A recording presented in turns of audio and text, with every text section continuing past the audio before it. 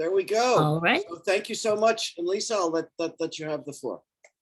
All right. Thank you, Clifford. Hello, everyone. I am excited that you are here with us today. As Clifford mentioned, I am Lisa Sims. I am the lead faculty for the Forbes School of Business and Technology web and mobile app emphasis, as well as the lead faculty advisor for our Women in STEM club. And just because it says Women in STEM, it's not only just for women, we're open to everyone.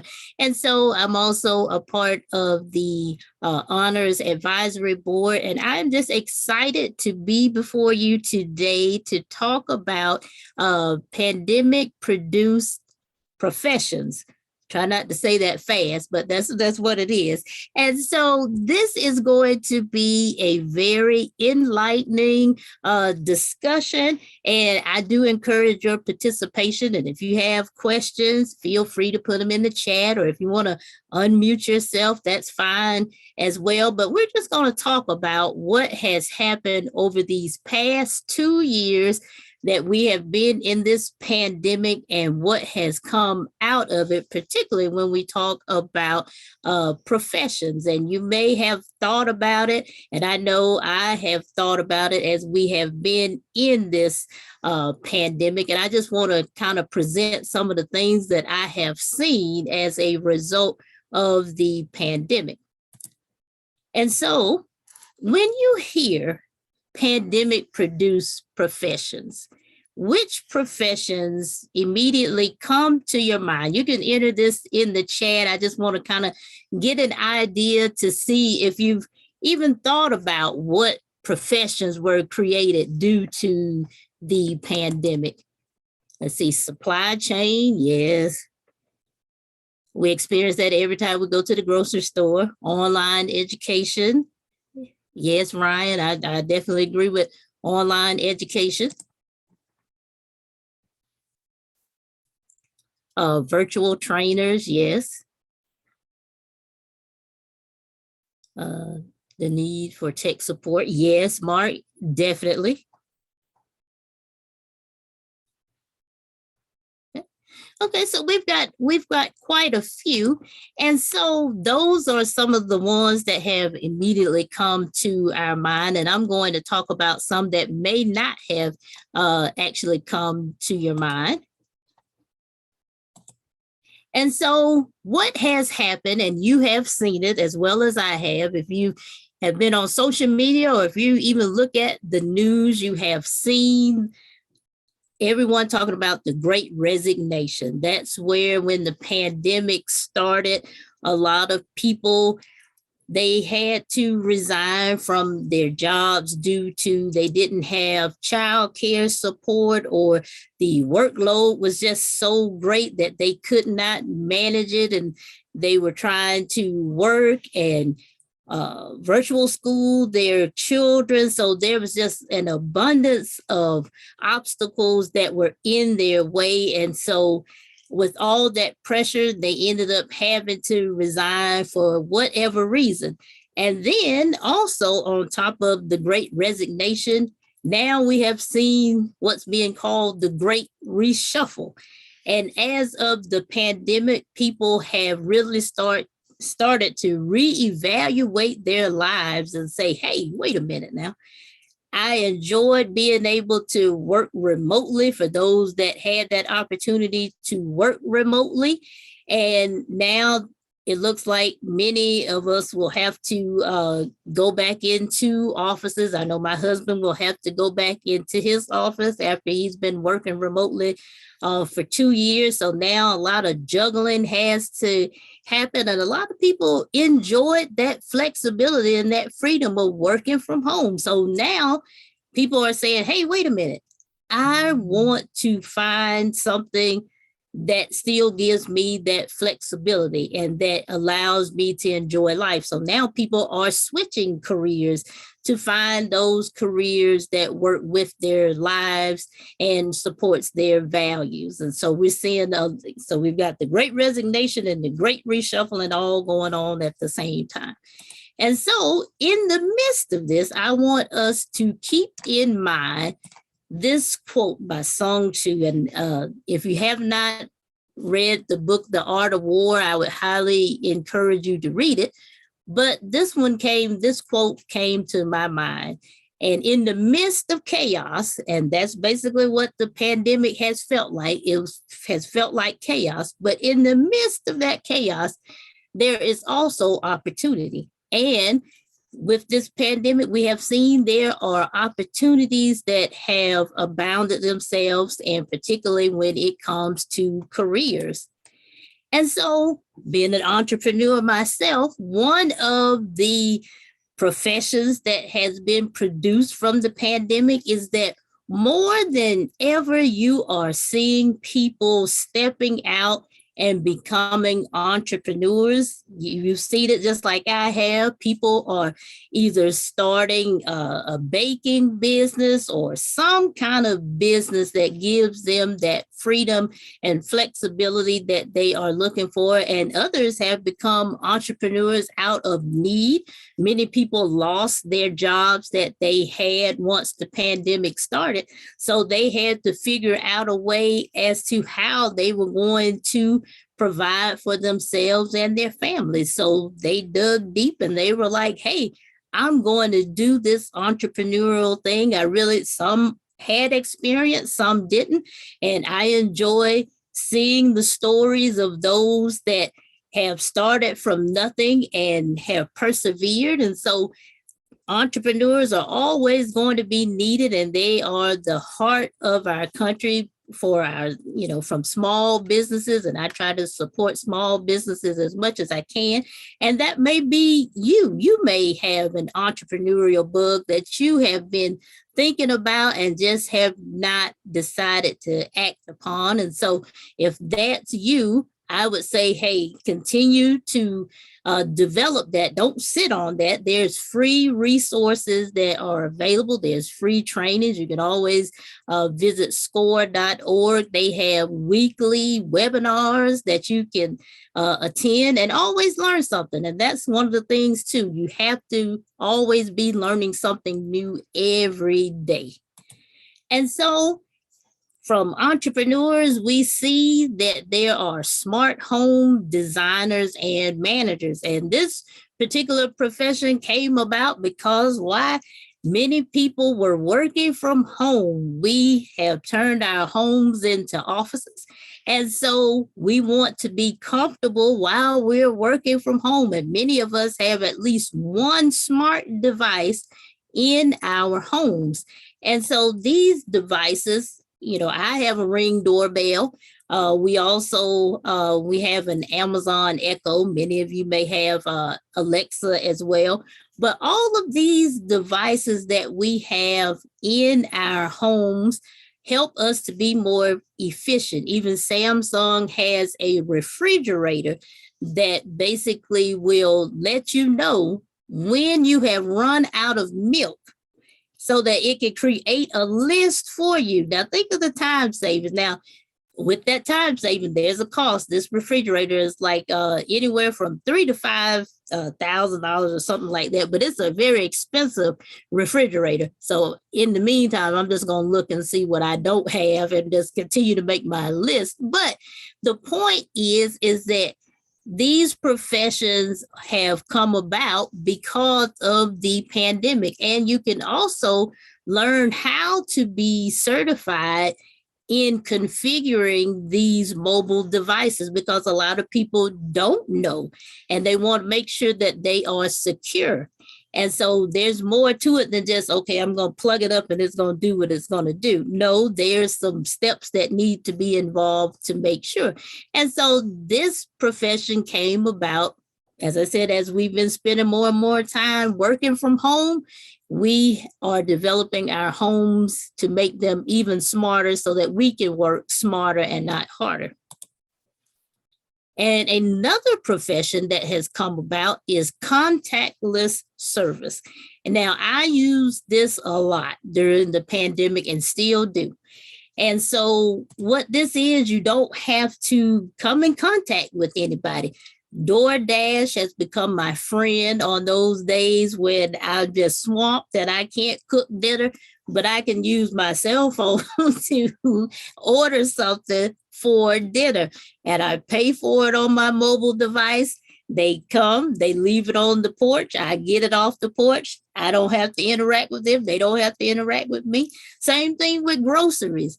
I embrace Instacart now. I don't go to the grocery store. I just order my groceries and get them off the porch. Telehealth was already in existence, but we didn't use it. I don't think many of us used it like we did during the pandemic. I know I used it a lot during the pandemic, more so than before. And then, of course, Amazon. Who does not have Amazon come to their house on a regular basis?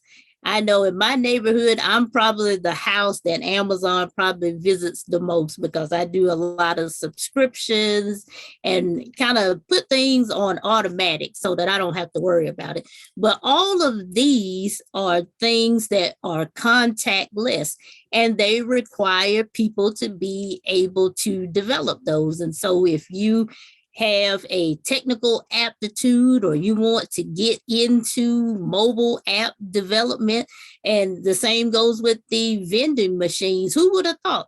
Now we don't really want to touch anything because now we're afraid of touching things. So now with vending machines, there's opportunities to have contactless vending machines where you don't have to really touch it, just kind of scan it and have your item come out. And robots.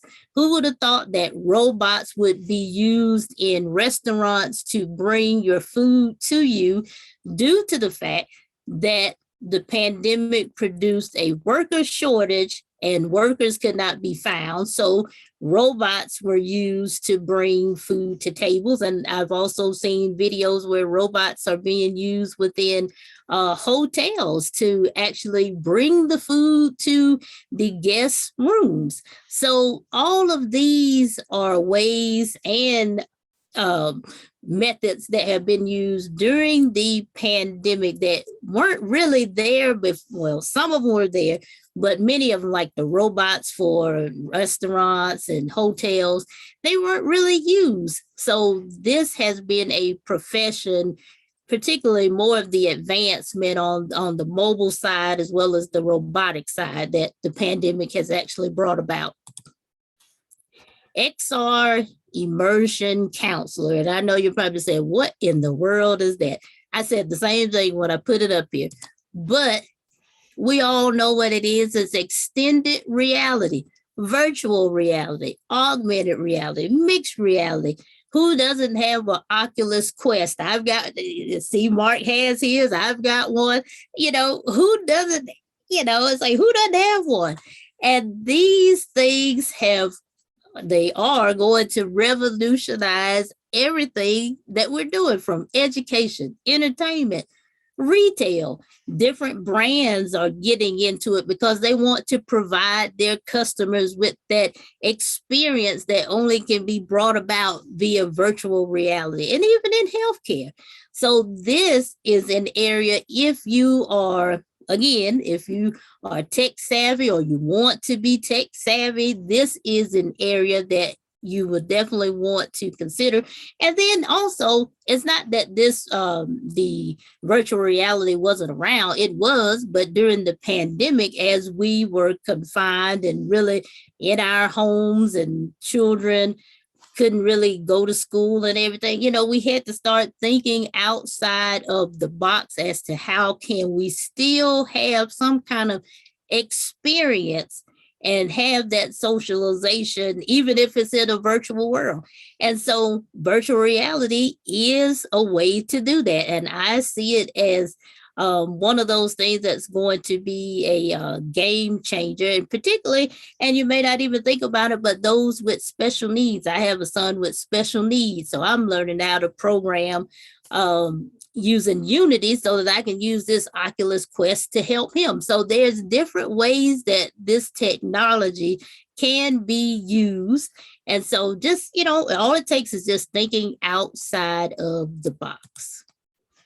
Now, here's one, virtual event manager. Now, you're probably thinking to yourself, I never would have thought about that. But just think about it. During the 2 years that we have been in this pandemic, when things were virtual, we all were on Zoom.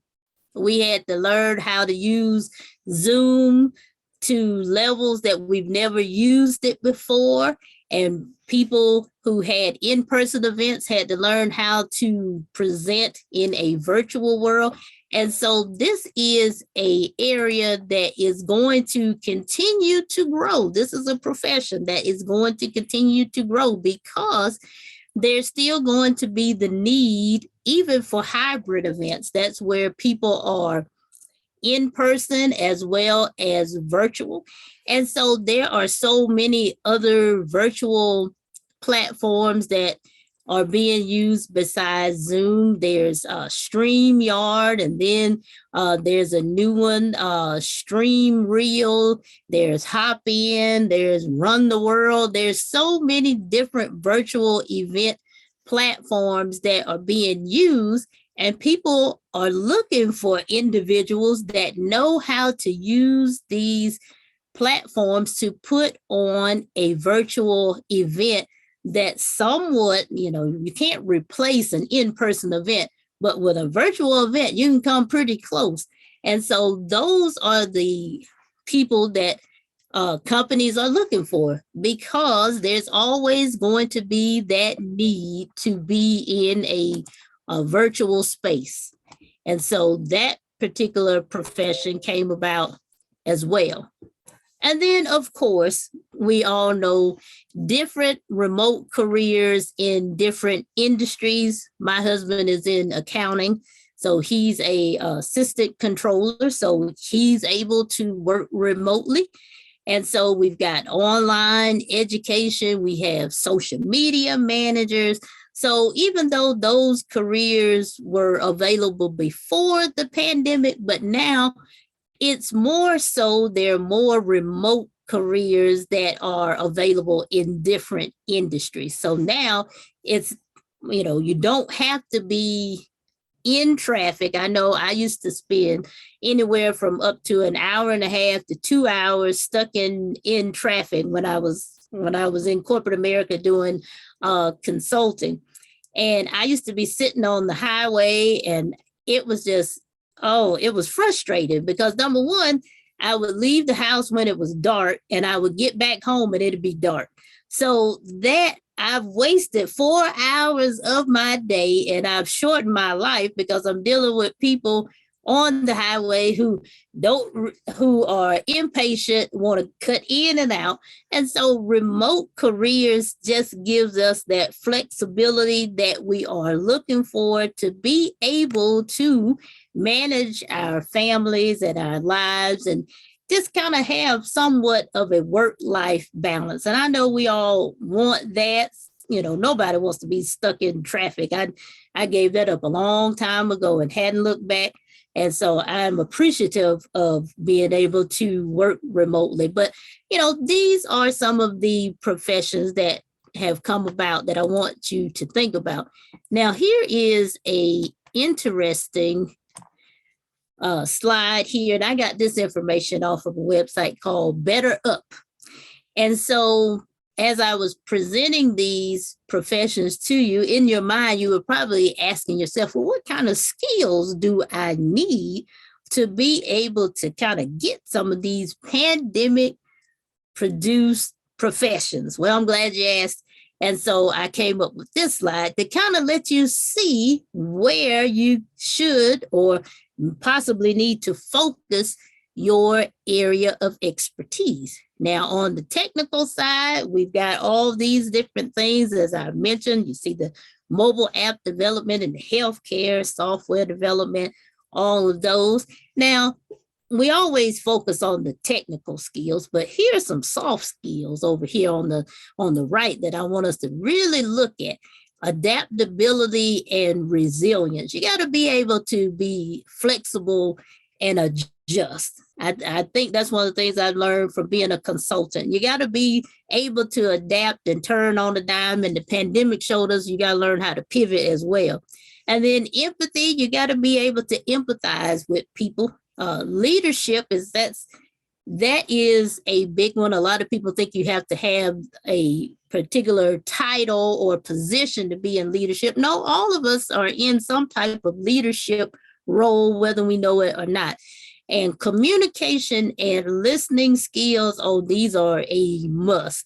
And to kind of point these out, now, if you have not joined Toastmasters can help you with your communication skills, and we'll put the link for you for Toastmasters in the chat as well. And then the new TED Talk Club that is coming up, that's another great student organization, and for you to be able to participate in, to see how others communicate and see how you can improve your communication skills. So, we have a lot of resources here at UAGC that you can take advantage of to help you not only with the technical, but with the soft skills.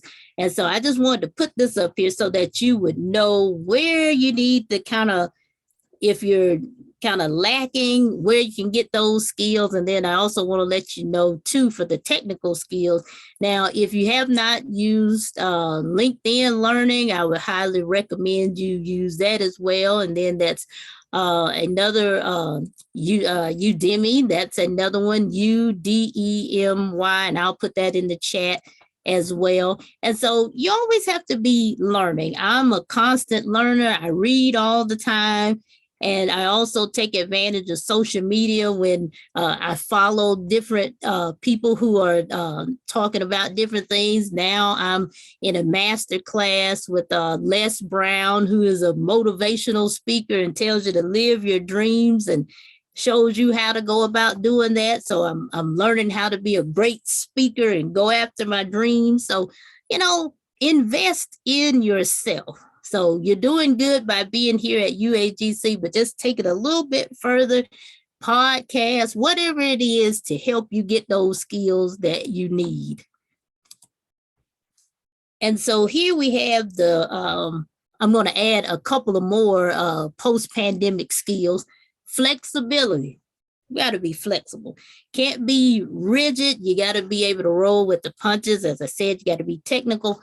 And you got to have some creativity and some innovation.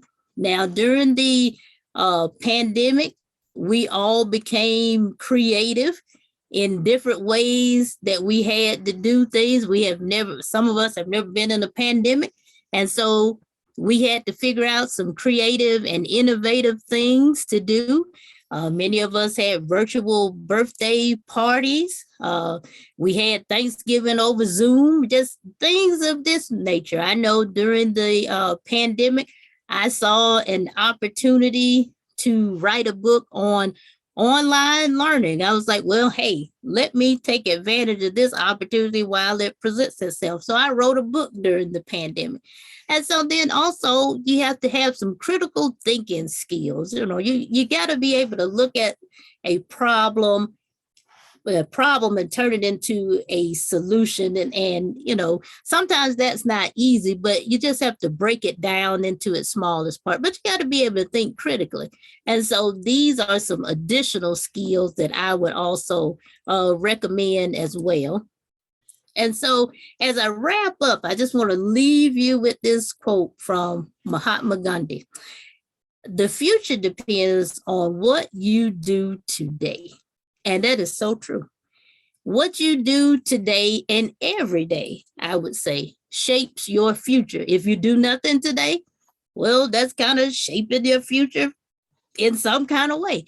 But if you look at each day as an opportunity to learn something new, gain a valuable skill, network with some people who have connections to help you get to where you're going.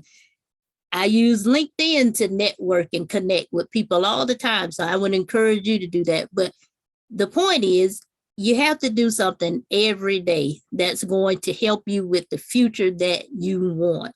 And it's not going to happen if you don't do anything. If you do nothing, you get nothing. So I just want to leave you with this to let you know that, hey, just like all the stories that we've read during the pandemic about people who created professions for themselves, if they can do it, we can do it too.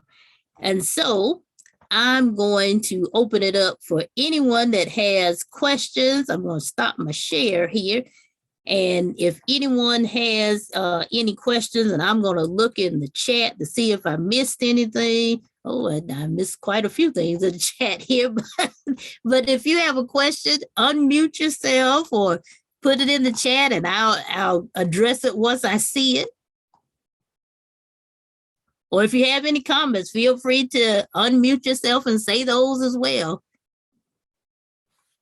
Okay, I see traveling nurses. Yes, I had never heard of the traveling nurses until the pandemic. I agree with that one. Yes, Ryan. Yep, DoorDash is. I love DoorDash. Let's see.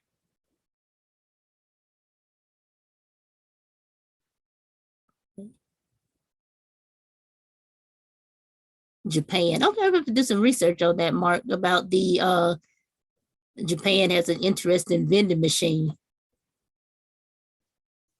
You know, see, you could always learn something new. As like I say, I knew that Dan had a group, but I was supposed to be in the group, but I don't know what happened. But I'll contact him to see if I can get into the group.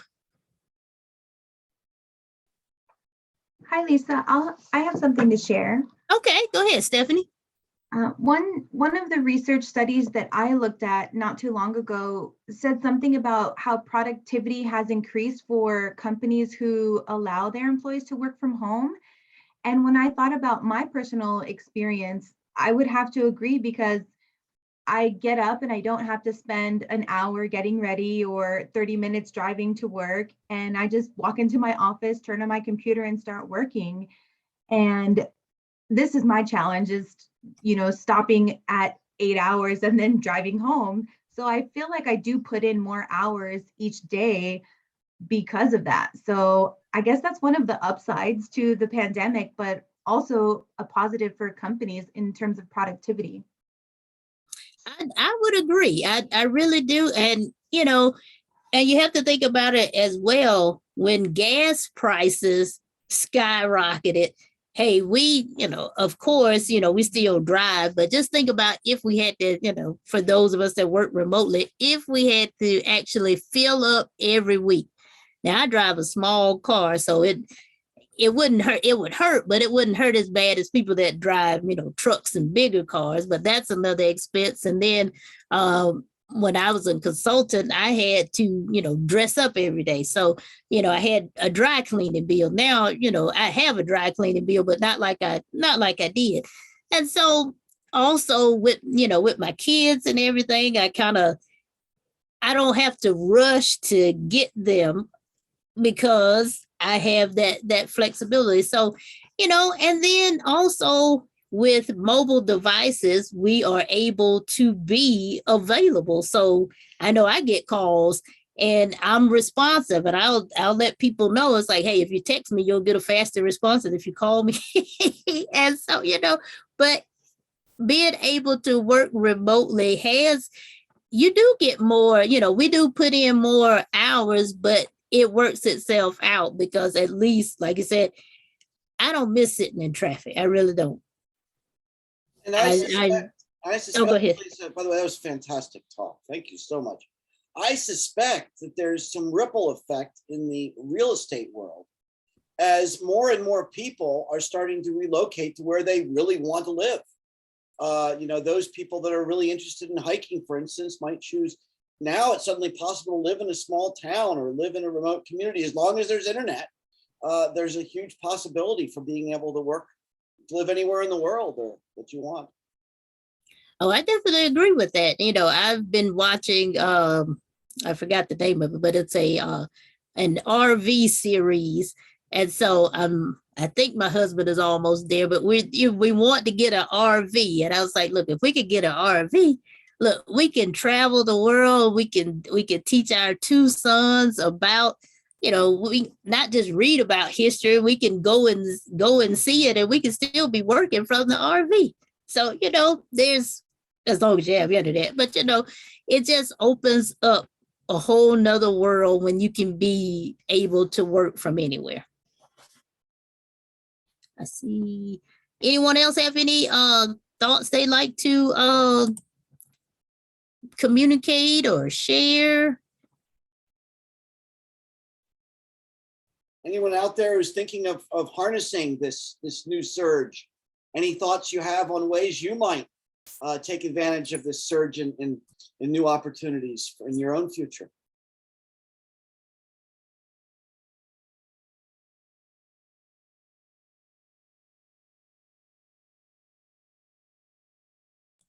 Well, my advice is just continue to always, someone told me you have to be able to see opportunities when others can't.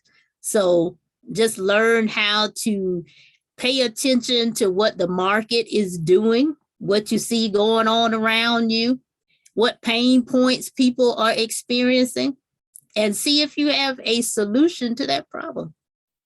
And if you can do those things, then you yourself can come up with some kind of profession that will, if you don't have the kind of life that you want, then you can create the kind of life that you want. We only get one.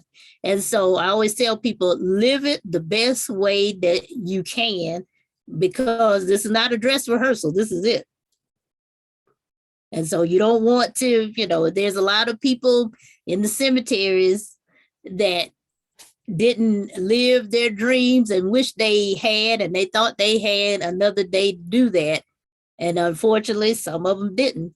And so while we have time, let's go ahead and start really thinking about it. And, this master class that I'm in with Les Brown, it's really getting me to thinking. It's like, hey, what's stopping you from doing what you want to do? And he's like, nobody's stopping you but you. So, whatever it is that you have in your mind, I would encourage you to really just think about it, write it down, think about it, talk to someone that you can trust, not somebody that's going to try to talk you out of it, but, just someone that can be supportive. And then also, as I mentioned, make sure that you are utilizing the resources that you have here at UAGC, such as Toastmasters and, Women in STEM Club and the TED Talk and all the different clubs that we have here, so that you can start networking and get with people that are moving in that direction that you may be trying to go in.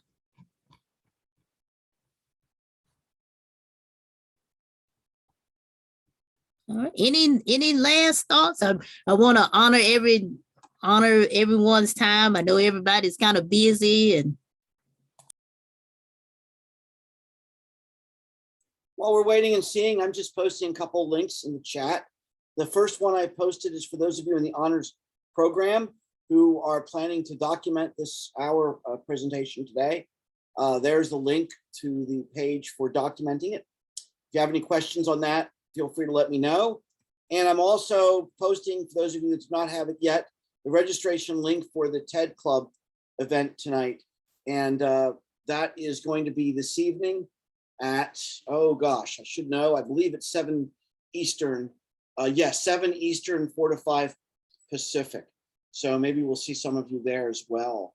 Are there any parting questions either for Lisa or questions related to the honors program? Mark and I would be delighted to answer those. And my heart and gratitude go out to Lisa for a marvelous presentation. I feel really inspired. I gotta start another career here on top of the ones I've already got. Good heavens! After I read my 1,000 books that are here that I'm waiting to read, oh boy. Hey, you and me both. All right. Are there any parting thoughts? If not, then we're going to wrap up and we'll bring it close to the day. Those of you that are recording it, this counts. It was scheduled for an hour, so it does count as the full hour. And just you can go ahead and record it through that link. And we'll maybe see some of you this evening. I have a question. This is Shelley Stramler. Great. It's an honor program question. I sent you, Clifford and Mark, an email. So I enrolled into the honors program late and I had already took some courses in like 5103 and some other courses. So I was asking you guys, can I receive credit because I took those courses? Do I still have to take those honor courses? Yes, you do. The 3 honors courses are required. They go, they're a very different direction than any of the other courses offered here, in that they're, first of all, they're very multidisciplinary, but they're also based around the 4 pillars of the honors program. And also they are service learning and action doing focused. So they're kind of about moving to the next level by taking the process of learning and researching and moving into getting out in the community and doing. So yeah, for that reason, those 3 courses are all required. Great question. Okay, thank you. You're welcome. Lisa, I'd love if you you mentioned that you're trying to learn programming in Unity. Is that correct? To do applications specifically for VR? Yes.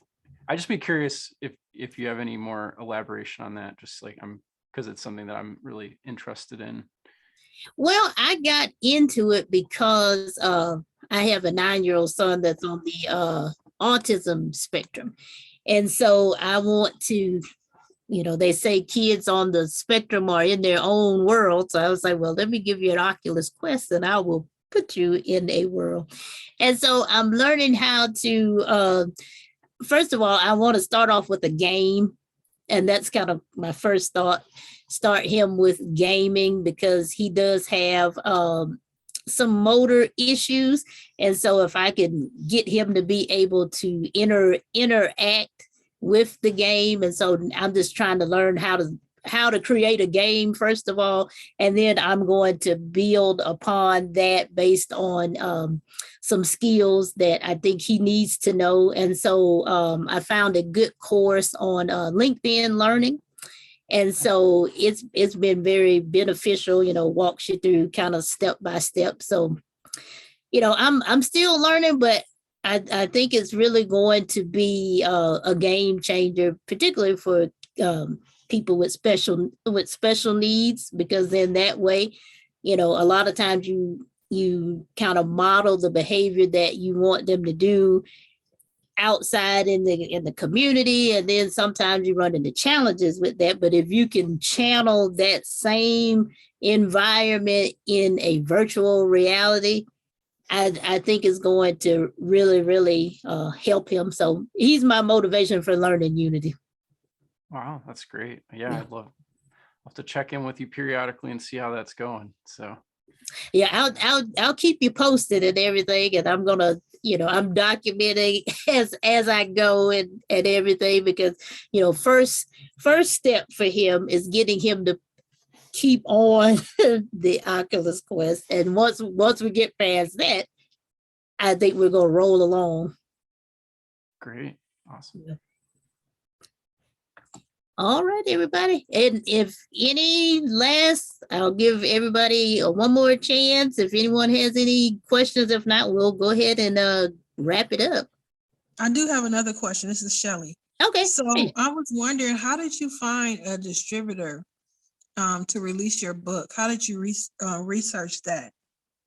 Well, I have been a self-published author. So I self-published 6 books myself through Amazon. Oh man, I forget the name of the program, but Amazon has a program where you can actually I'm trying to think of it. I'm getting a blank. But anyway, if you just Google for Amazon publishing, you can publish your book that way. And so I did that for the first 6 books that I wrote. And then for the other 2, I actually have a publisher, and those books are technology books. And so being an avid reader, I read a lot of technology books, and one of the, my publisher, A-Press Media, I read a lot of their books. So I knew how their books were structured and the format of them. So I did yes, and thanks, Clifford, for putting that in the chat. And what I did is on their website, they had a link for just write for us. And so they had a book proposal. And so I filled that out. And, you have to be able to write a book proposal to sell your idea to the book publisher to make them want to publish the book. And, you have to do some research to see, okay, what other, yes, Kindle Direct Publishing, that's for the ebooks. And then they have another one for the print, that's Amazon. Yes. And so while I was doing this book proposal, I did this book proposal. Number one, as I was doing it, I was grieving. My mother had passed away from a stroke. This was about 4 years ago. And so I couldn't sleep. So I was like, well, I got to turn this negative into some kind of positive. And so that's how I got on the journey of the book proposal. And so I submitted the book proposal. They accepted it. And so one of the things about when you're self-published versus having a publishing company behind you, you have a strict schedule with the publishing company. You have deadlines that you have to meet for your chapters. So I was up pretty late, a lot of nights writing. And so it paid off and everything. And so the first book was published back in 2018. And so I dedicated that to my mom. And then 2021, I went through the same process with the book proposal. And then I came out with my second book with A-Press Media, Effective Digital Learning. And so you just got to really know how to market your idea so that someone, a publisher, will want to do it. And then if you can't find a publisher, self-publish. I've done it both ways. I'll say having a publisher, the royalties are much better than doing self-publish, but that's just me. Any other questions that we have before we go? And then, if you need some other information, I'll put my email address in the chat, and I can point you in the right direction. Anyone have anything else? All right, I think we're good. Lisa, thank you so much. And thank you to all of you who've come. We hope to see you at future live learning events. We have several of them coming up. We have a TED Talks Club coming up tonight. We'll have an honors roundtable coming up next month. The excitement never ends. So yes, please be a part of it. If you have any questions, please feel free to reach out to Lisa, reach out to us, reach out to Honors, and we're here for you. Have a wonderful afternoon, everyone, and we'll see you again soon. All right. Thanks, everybody. Take care.